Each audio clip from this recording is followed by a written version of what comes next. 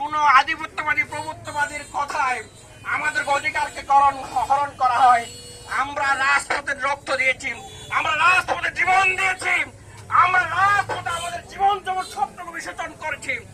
আর কোন প্রতিবাদ এখানে দেখতে চাই না।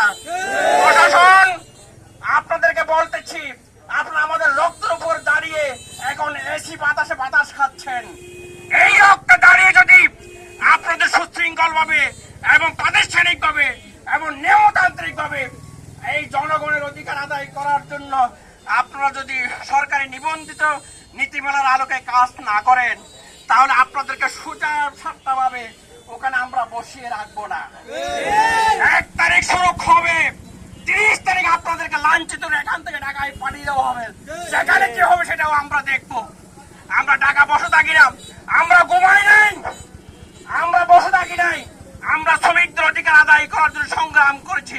এই সংগ্রাম সত্যিকার অর্থে সাম্যতা, ন্যায় এবং ন্যায় ভিত্তিতে ইনসাফ ভিত্তিক সমাজের প্রত্যেকটা স্তরে শ্রমিকের অধিকার প্রতিষ্ঠা না হওয়া পর্যন্ত চলতে থাকবে ইনশাআল্লাহ। প্রিয় সমাবেশ, আর কথা বাড়াতে চাই না।